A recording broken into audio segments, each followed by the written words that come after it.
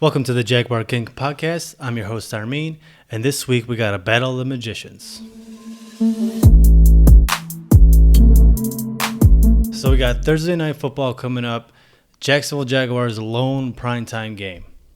And in the words of Joe Buck, who's calling this game, that is one disgusting act. Jacksonville always gets hosed. They never get primetime. At least we're not playing the Titans. Usually it's always the Titans Thursday night. I don't know why that's always the matchup, but it is what it is. But this week, we got the Dolphins. Before we get into this week's matchup, we have to talk a little bit about the past. So last time Jacksonville Jaguars played the Miami Dolphins, a bench Blake Bortles came in for an abysmal Cody Kessler, walked into the huddle, proceeded to say the words, "I'm back, boys." Let that sink in. But actually, as I'm recording this, he actually just got signed to the Denver Broncos, so maybe he is back. So that was 2 years ago.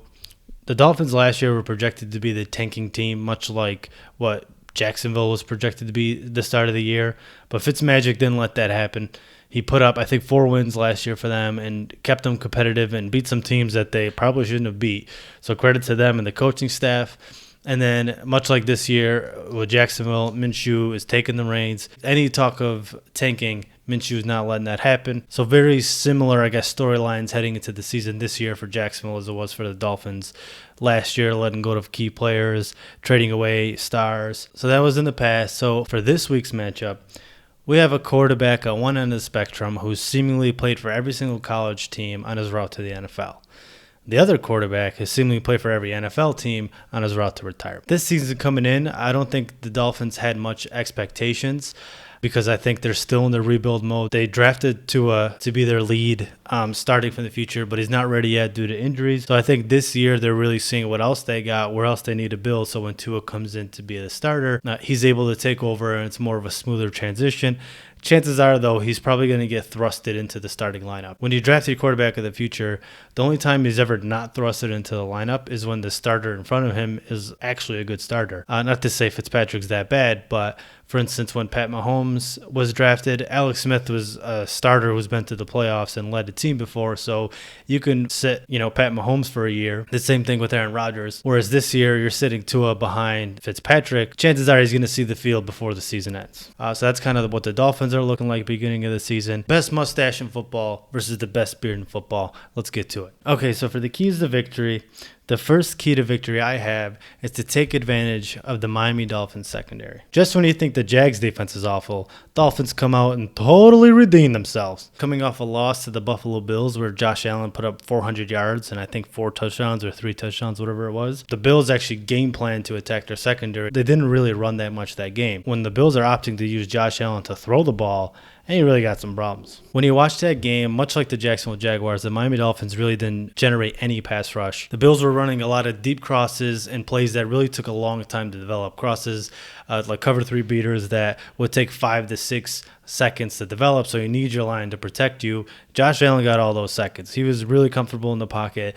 He really had all day to throw, and he made them pay, and he actually connected on a lot of his passes. There was a lot of plays he left on the field, but he still put up ridiculous numbers and winded up winning that game, which was actually closer than most people think. At one point, Miami actually had the lead. Could have been leading more. They had a 4th down pass dropped by the receiver. Could have put Bills in even bigger of a predicament. What the Jacksonville Jaguars need to do is protect Gardner Minshew. I don't think their line is as good as the Buffalo Bills, but so far during the season, they've been protecting Minshew pretty well, and the only time Minshew has taken some sacks has really been because, he was trying to do too much with the football, held on to it for too long. Minshew's been good about getting the ball out quick to negate some of that pass rush that the other teams have, but they've been protecting him pretty well. So if he can sit in the pocket as much as Allen did, I'm expecting the mustache to come through and put up some big numbers. For the second key of the game, I think you have to shave Fitzmagic's beard. I don't mean literally. I'm not a psychopath. But if you come onto the field with a couple Gillette beard trimmers or whatever, just put them on the sideline, let them see him. Maybe you still a little bit of fear in the guy. But Jacksonville Jaguars, they've generated no pass rush and allow the quarterbacks to just sit all day in the pocket. Even though Ryan Fitzpatrick is a journeyman QB, he can still be dangerous. He has won games. He's even won games on bad teams like last year. There have been definitely moments in his career showcasing his Harvard brilliance. So he can definitely be dangerous in the passing game. He even played well against the Buffalo Bills defense, who has a good defense. Todd Watch has to figure something out. If we're not generating rush with the front four, we have to blitz a little bit more. We can't just keep keep relying on our offense to put up 30 points a game and just hoping our defense wakes up. So Fitzpatrick can definitely win this game, especially considering his status on the team right now. He knows he's going into the season as basically the filler until Tua takes over, whether it's mid-season, end of season, next year, or whatever. So he really has nothing to lose. So I'm expecting him to come out with his musket ready to fire. I think the third key to this game is to stop their tight ends. Mike Gesicki had a really good game against the Buffalo Bills. The Buffalo Bills were hurting in their linebacker corps, and Dolphins took advantage of that. I think Mike Gesicki had like 8 receptions for like 130 yards. He caught some really good passes.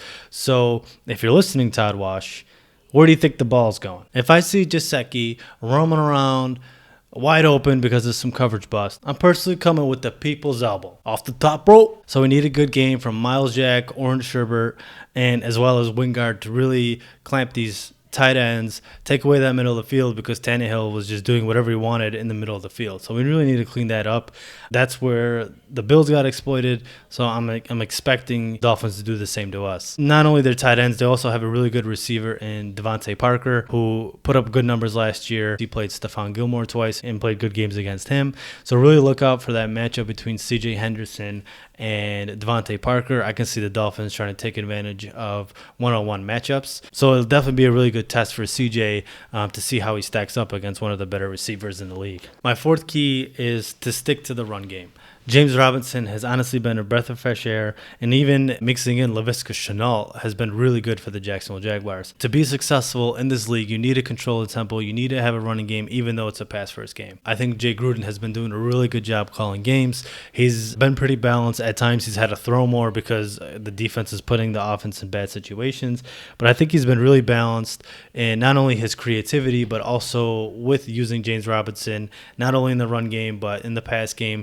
Those little 5-yard screen pass, little dump offs to James Robinson are as good as a 5-yard run, really. So I think he's been doing a really good job incorporating that into the offense.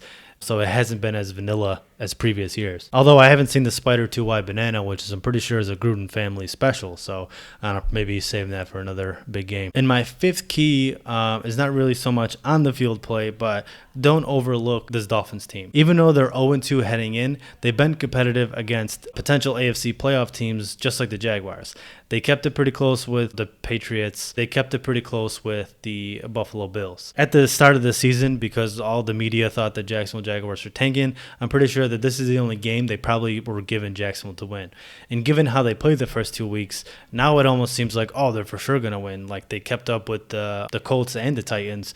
You know, Dolphins are a lesser team. They're going to win this one. But Jacksonville Jaguars can't overlook an 0-2 team desperate for a win. Jacksonville needs to be just as desperate for this win as they were for their first 2 weeks, because if you go down 1-2 to start your season, you put yourself in a lot of jeopardy and you're constantly crawling back. So Jacksonville Jaguars need to win this game as much as they needed to win their first 2 games. So those are my 5 takeaways, what I think Jacksonville Jaguars can do to come away with a victory. So let's get into my predictions for this week. So I'm calling a Jaguars victory 28-24.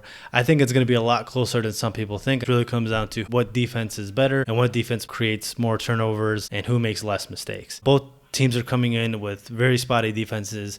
Both quarterbacks have the potential to play really well. But for me, though, I trust our magician more than I trust theirs. I think he's got more rabbits in his hats or whatever magicians do. Actually, just last week, I saw him holding a bunch of balloons coming down the canyon. So that's what I have for my predictions. I think it's going to be a good game.